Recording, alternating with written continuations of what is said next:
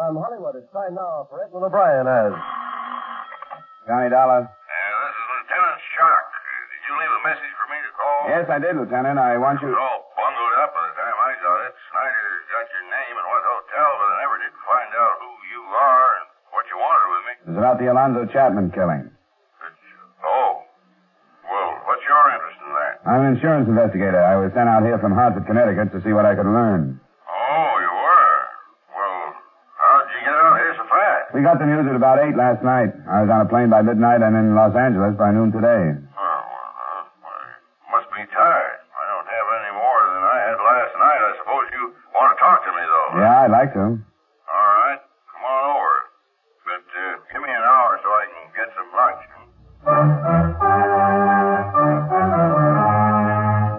Edmund O'Brien in a transcribed adventure of the man with the action-packed expense account, America's fabulous freelance insurance investigator. Yours truly, Johnny Dollar.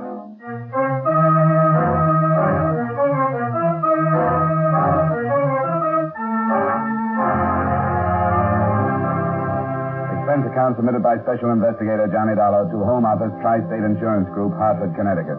The following is an accounting of expenditures during my investigation of the Alonzo Chapman matter. Expense account item 1, $208.50 airfare and incidentals between Hartford, Connecticut and Los Angeles, California. After a delay of about an hour or so, I was able to make an appointment with Lieutenant Jim Shock, the detective in charge of the case. I met him at about 2:15 and he brought me up to date. Chapman was registered at the Quincy Hotel. He met this girl in the hotel bar at about 7 last night. They left together about, they got it at 7:45. Turned in the alley to get to the parking lot where a car was parked, and that's where he was shot, in the alley. Was it robbery? No, he was well heeled, too, over $300. Had in his coat pocket. What about this girl? We didn't hear about her. Well, we did. Norma Sale. Picked up on a shoplifting charge last year. But she got a job and stayed out of trouble since. Pretty little thing. Born in Nebraska. She says she met an actor in a road company back there. He told her he'd introduce her to some important people in Hollywood, and maybe she could... Well, you know how it goes. Yeah, but I wonder if Chapman's wife is going to. She's on her way out here. How long had this girl known him? Well, she says she just met him last night. I think that's what she said. She was transferred to county jail this morning at 11:30 in material witness. I suppose you want to talk to her. Yeah, I'd like to. And so would I. Might as well go on over.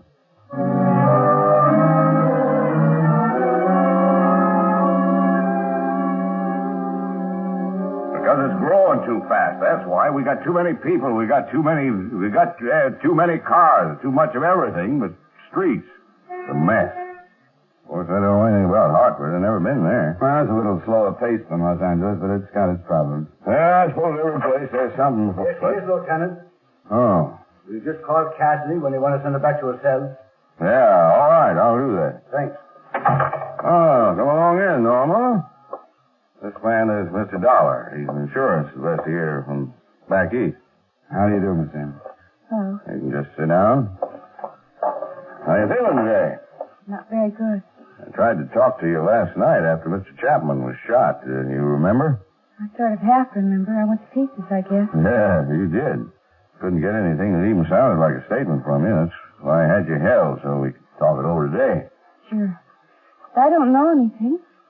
He left and then it happened. How long had you known Mr. Chapman? I just met him last night. He made regular visits to Los Angeles. Are you sure you didn't meet him before? Of course I'm sure. Why would I lie about that? We just struck up a friendship last night. How did that happen? Well, I dropped into the bar at the Quincy for a drink and he started to talk to me. Uh-huh. What all did he say? It was just one of those things. It happens all the time. I knew it was a pitch, but he seemed like a nice guy. He just didn't want to be alone. He asked me if I knew any good places to eat, and I told him about a place I like out towards Hollywood, so he asked me if I'd show him. You ought to be more careful who you get friendly with. Maybe I'd better turn that around and say you ought to be more careful about who knows you're getting friendly with somebody. I guess I don't get you. Well, we're looking for a reason somebody would want to kill Chapman. Maybe a man friend of yours? I couldn't do anything like that. I don't have any steady boyfriends. No, that's not saying there isn't somebody who wants to be one, is it? There isn't anybody, and that's the truth. If it had been somebody I knew, I would have recognized him, wouldn't I? And it's possible that you might want to protect him if you did know him. I didn't know him. There isn't anybody who'd do anything like that. Now, I can't hold with that, Norma. You're young, you're pretty. Why, I should think there'd be a bunch of young bucks after you. Boys from that store where you work, maybe. I tell you, there isn't. It's the truth. There isn't. If there was, I'd tell you. Well, maybe you would.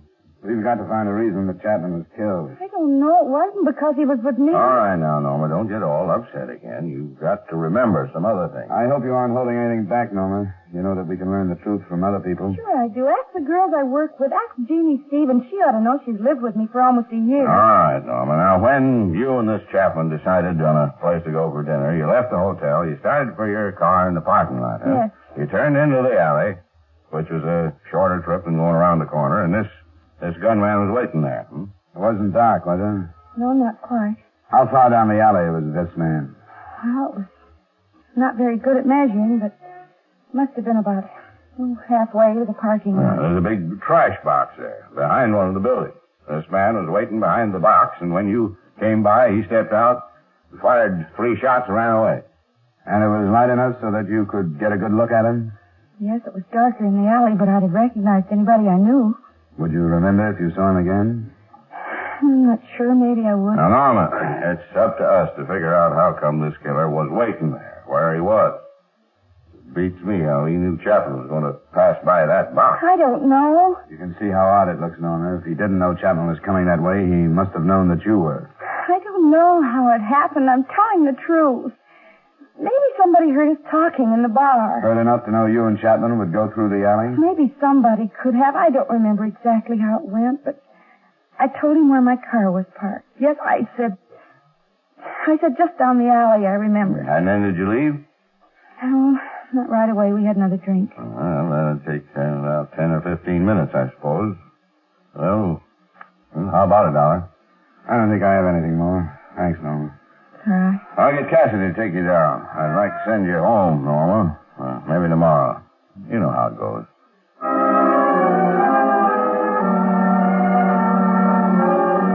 For both Lieutenant Shock and me, the jealousy motive was still first choice. As a matter of fact, at that point, it was the only choice. Nothing in Alonzo Chapman's room or among his effects gave a hint of a murder motive. The Cleveland police had been requested to send anything they had on him, and local men were at work checking his Los Angeles business associates and his movements. Shock left to question Norma Sale's roommate, and I went back to satisfy myself on the beginning of it all. I waited for the evening bartender at the Quincy Hotel. No, I'm not busy.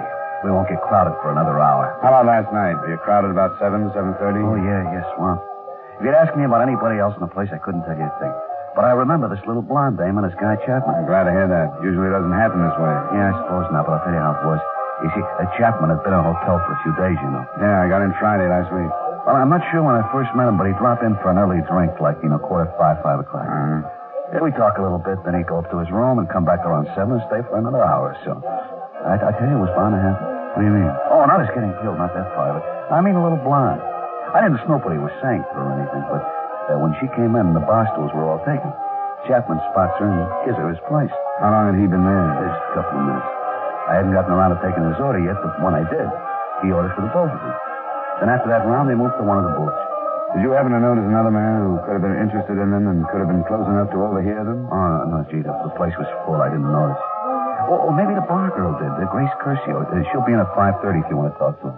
I'll have to come back later. Chapman's widow is due to arrive in about 20 minutes. That masher had a wife? Yeah, how about that? Oh, I'm no stuffed shirt, but if that guy acted this way in all the towns he hit, she's better off without him. I'll ask Grace if you want. What's your hotel? The Larkin. If she does remember something about it, I'd appreciate a call. Huh? Sure. My name is Howard. Thanks a lot, Howard. See you later.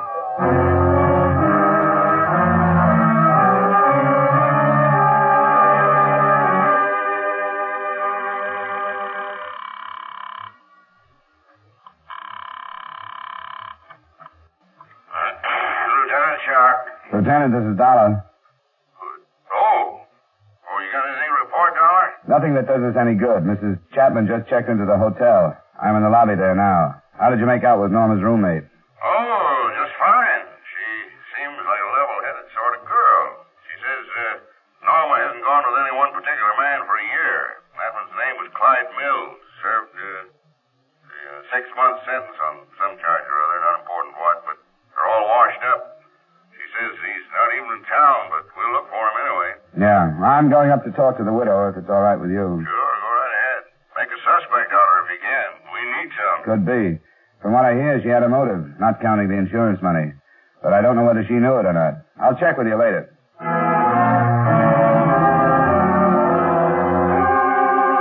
Meeting Mrs. Chapman was quite a surprise to me. I naturally expected to find the widow approximately the same age as the dead man, something near 50. But she wasn't. She looked to be only a few years over 30, if that. Don't feel like you have to try and make things easy for him, Mr. Dollar. You don't. All right, Mrs. Chapman. Did he suffer much? No, he died almost instantly. If it had to happen, I'm glad it went that way, then. I hope you understand. I'm trying to. I take it you weren't too fond of your husband. I wasn't. And it would be stupid for me to tell you anything else or to act any other way than I am acting. We're still looking for the reason your husband was killed. You said he was taking this girl someplace. He was, but we haven't been able to make anything out of that yet. She says there's nobody who would kill out of jealousy. I saw her picture in the paper. We doubted it, too, but our closest friend wouldn't have any reason to protect someone who had tried to kill Miss Sale. She said there was nobody. Well, there are other men who'd have good reason to kill him. You didn't know him, did you? No, I'd never seen him. He was good looking. Not tall, but he sort of looked it. He took care of himself. The iron gray hair. He was better looking when he passed 45 than he ever was when he was young. I was surprised that you were so young, Mrs. Chapman. That's why. He was attractive to women. My bad luck was leaving Cleveland and letting myself get roped into a marriage. I found out about one of these girls, and then he started bragging about all the others. You mean it's possible that a man followed him to Los Angeles from someplace else and killed him? I don't know, but I do know that he must have hurt a lot of people. Well, he's through hurting me. I've stuck it out because I knew this was going to happen someday. Every time I've read about a murder like this, I knew it would happen to him. Now it has. Now I own a house. I have a bank account. Insurance money. I'm finally getting something from my marriage.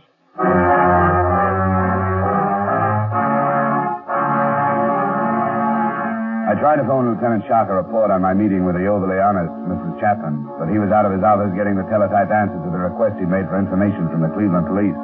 So I cabbed over to see him. Now, I'm not saying that what Mrs. Chapman says isn't possible, but I don't want to go off half-cocked on a wild goose chase. I didn't think you'd like it. I don't either. Chapman came here from Fresno by train, so say it would have to be some guy from there. I don't see why he didn't. Well, say he didn't kill him in Fresno because he thought he wouldn't draw suspicion down here. How did this guy locate him? Chapman didn't reserve a room at the Quincy. He usually stayed someplace else, so he'd have to be followed. It's no good, Dollar. Why, you couldn't expect an inexperienced man from Fresno to do a job of tailing like that through Union Station from there to the Quincy and all this traffic?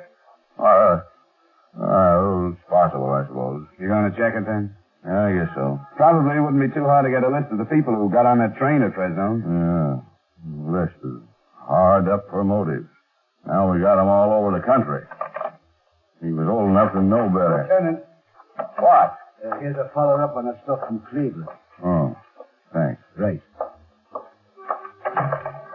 Well, this is darn nice of those boys. Get something?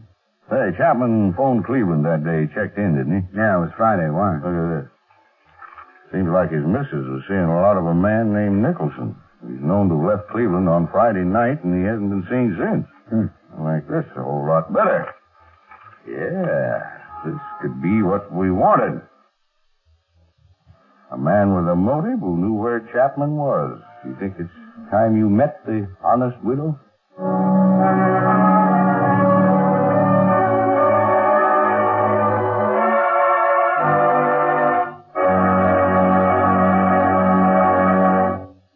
We will return you to the second act of yours truly, Johnny Dollar, in just a moment.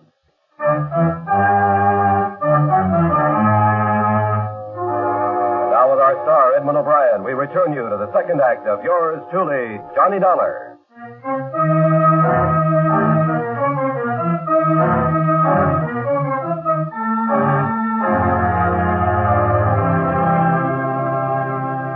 Mrs. Chapman, this is Lieutenant Shark investigating her husband's murder. How do you do? Glad to meet you, Miss Chapman. Well, I'm sorry about the circumstances. It's not very pleasant. Mrs. Chapman, we never did get around to talking about your friend, Carl Nicholson, did we?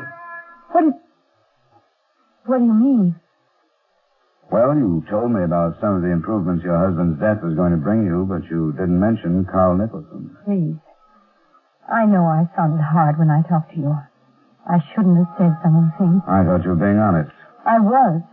Too honest, I'm afraid. I don't think so. Mrs. Chapman, I've been in touch with the police back in your hometown. They found out somehow about this Carl Nicholson. First, they said you'd been seeing quite a lot of him, especially when your husband was out of town. Is that right? Yes, it's true. What were your feelings toward Nicholson at that time, that is, prior to your husband's death? I'm fond of Carl. I never made any secret of that. He's my age. We have a lot of things in common. You know where he is? Why, in Cleveland. Oh, now that's funny. The police told me he was out of town. I don't know what this means. I don't understand. You didn't know he left town? No, I didn't. Now, if you were fond of each other and you had all these things in common, it seems to me you deserve to be told if he was just going to up and leave town. When did you see him last, Mrs. Chapman? It was last week. Friday, by any chance? No. It was before then. It was Wednesday or Thursday. Why are you asking me these things? The police back there went on to tell me that this Nicholson left town on Friday. The Cleveland police? Why should they even care about Carl? Because I told them that on Friday your husband had telephoned you from the hotel where he was staying here in Los Angeles. Isn't that right? Yes, but I don't know what you mean. Didn't you see Nicholson on Friday after you talked to your husband? No. Do you mean that you think I told him where Al was staying and that he came out here? Now, Mrs. Chapman, we didn't say we thought anything, but it's our job to solve this murder. We aren't saying we think you and him planned the whole thing and that he hopped out of here the first thing after he learned where your husband was staying. But there are a lot of things that aren't clear in our minds. The theory you gave me about all these wronged men around the country didn't hold up too well, Mrs. Chapman. It wasn't a theory. I just told you what I'd been thinking. You said you'd been waiting for it to happen, but the way we see it, the way your husband was killed, where he was killed, makes a jealous out-of-town man seem too far-fetched. But we're looking into it. Don't you worry about that. Do you have a reason to think that Carl has been in Los Angeles? We're covering the possibility that he might have been. Maybe you just mentioned the Quincy Hotel in passing and casually, so you hardly remember. No. I haven't seen Carl or talked to him since before Al called me. I didn't tell him. Why did he happen to leave town on Friday?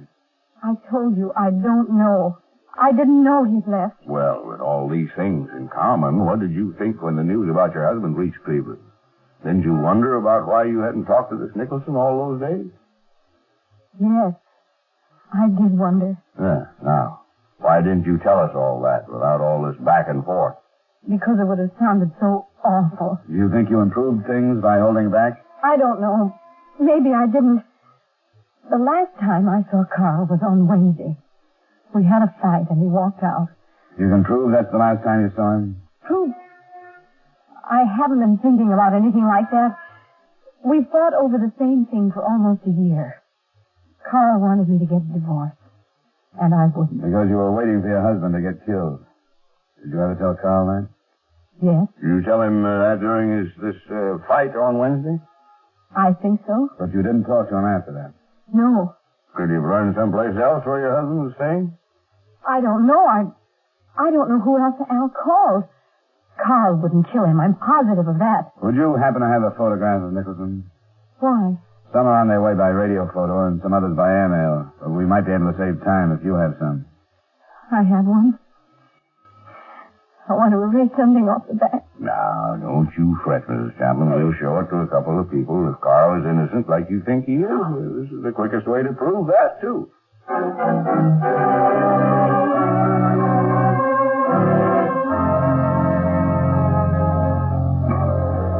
I'd sure like to help you. You know, if I'd seen her snap before... Sure. Don't say anything you're unsure. What did the bar girl say? Almost the same thing you did. It was crowded and she wasn't sure. Oh, I'm awful sorry. That's all right. I'd rather have a careful witness like you than one that thinks he has to say something to live up to the title. Well, yeah, this guy could have been here and he couldn't have been. That's the best I can go. I'm sorry. Thanks, Howard. It's okay. I'll do better next time. I'll keep my eyes open from now on. Maybe I'll get on a force someday, huh, Lieutenant?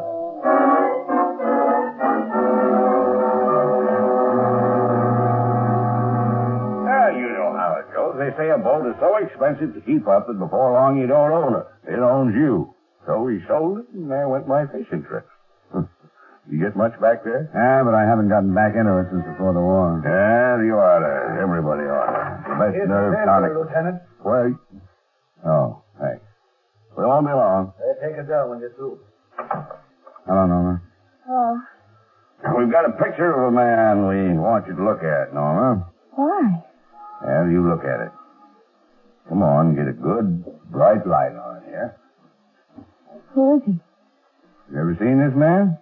I couldn't swear, but I think he could be the one that shot Mr. Gerber. I hate to say for sure because Mr. Chapman was on that side. Look at it again, Norma.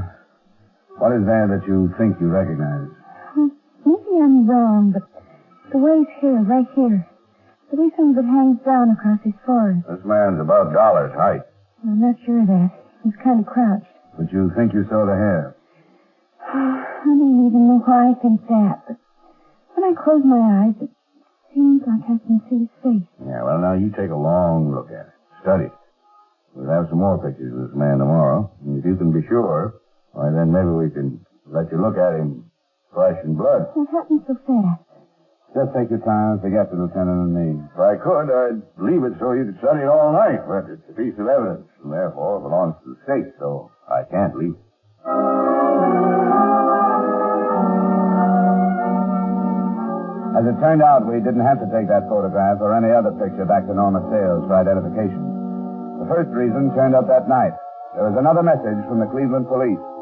The body of our chief suspect, Carl Nicholson, had been removed from the remains of his car. The crash had occurred within 200 miles of his home. Witnesses said that he had been returning from a friend's country place, and the alcoholic content of his blood gave credence to Mrs. Chapman's story that they had quarreled. It became obvious later that he had been on a week's drunk. In addition to killing him, it had removed him in other respects as a suspect. The other thing that changed the direction of the matter was not as closely connected to any of the principals. As a matter of fact, hardly connected at all. It was a story on the front page of the next morning's paper. A man named Max Gerber, with a criminal background, had been found shot to death. Along with a year-old picture of him was printed the fact that he had been staying at the Quincy Hotel. With Lieutenant Shock, I went to view Max Gerber's remains and his effects. And at 10 that morning, Norma Sale was once more ushered into it. Well, Norma, we seem to keep you busy, don't we? Sit down, Norma. Did you bring some more pictures? Not the same as we brought last night. That wasn't the man you saw in the alley. I wasn't sure. The bartender at the Quincy says he'd never seen you in there before the other night. Why'd you happen to go there? I don't know. Just seemed like a good idea because I hadn't been there. Was there something special that took you there, Norma? There must be quite a few sort of bars where you haven't been. There wasn't anything special. I think it's fair to tell you that we checked the store where you worked and found out that you left there at 3:30 that day. I didn't feel very good. You felt good enough to go to the Quincy. You felt good enough to let yourself get picked up by this man. I guess that's my business, isn't it? What I want to do and who I want to be with. Why, sure it is, Norma. Who did you want to be with? What do you mean? A man named Alonzo Chapman or a man named Max Gerber? I just went in, that's all. I mean, not this guy. You didn't go into that bar expecting to meet some special man, did you? No. Not even if you were paid to meet him? No, I don't know what you're talking about. That man that was killed. I mean, the one you were with. Did you know what he did for a living? But he was a salesman. Well, that's what we're getting at. He was a salesman. We cut two pictures out of the paper, Norman. Here's one. This the man you met at the Quincy? Yes. You sure, Norma? Yes, I am. This man wasn't killed in the alley the other night. He's the man I was with. No, he isn't. This man was killed last night, Norma, right outside the Quincy Hotel. Here's the picture of the other man. They look alike, don't they? They're the same. I saw the suit Max Gerber was wearing. Even it was sort of the same as Chapman's. It was brown. They're the same. I mean, it was Gerber. It was Gerber you were supposed to meet. It was Gerber. No, it wasn't, Norma. Yes, it was. All right. You were supposed to pick up Gerber in that bar, weren't you? I didn't know what they were going to do. But you did pick this man up and take him down that alley. They said he owed them some money, and that's all they wanted. Tell us how you found this man in the bar, Norma. They pointed him out from the lobby. He made a phone call, and then he went into the bar. I went in after him. Brown suit, gray hair. Yes. It was Alonzo Chapman you took out to get killed. No, it wasn't. Why should we tell you it was if it wasn't? You're lying to me. You're trying to trick me. No. They just made a mistake. They pointed him out. Then you made the mistake. No, I didn't. I didn't. I did what they said. They told me I had to, and I did. They sent me because I was blonde, and it was the right one. They didn't think they were going to kill him. He just owed them some money. That's all they wanted. That's all I wanted. I didn't want anybody to get killed. I was blonde, and I was young, and that's why they sent me. For money.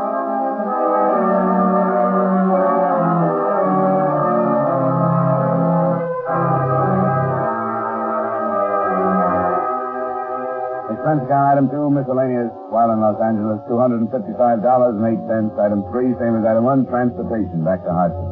Expense account total, $672.08. Remarks? The second murder, Max Gerber's, was a gangland rub-out, planned with the aid of a young blonde as bait. The first murder was only a mistake. The apparent moral is that companies shouldn't hire salesmen. Women shouldn't marry them. Young blondes should stay away from them, but confidentially, some of my best friends are insurance salesmen. Yours truly, Johnny Dollar.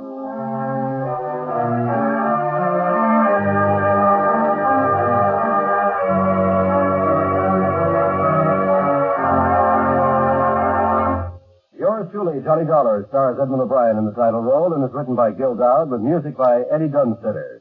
Edmund O'Brien can soon be seen in the Paramount Pictures production, Warpath. Featured in tonight's cast were Hy Averback, John McIntyre, Harry Lang, Jeanette Nolan, and Virginia Gregg. Yours truly, Johnny Dollar, is transcribed in Hollywood by Jaime Del Valle.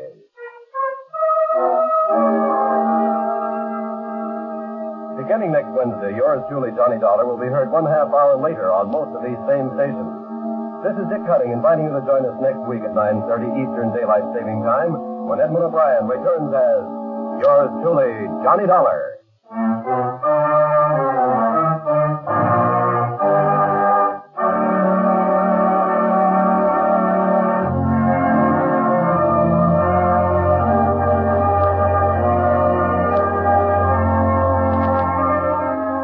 Been to the waxworks lately? Nothing like being taken to the cleaners, though 45 minutes of cleaner fun would be hard to find. You'll enjoy this evening's session of songs and stuff featuring Robert Q. Lewis, his guests, flatters, satir, and assorted pleasantries.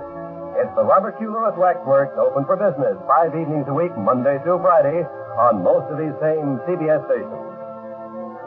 Today, the United States is celebrating the 175th anniversary of the signing of the Declaration of Independence. Stay tuned now for the official U.S. anniversary program with President Harry S. Truman, Secretary of Defense General George C. Marshall, Chief Justice Fred M. Vinson, and others, who follow immediately over most of these same CBS stations.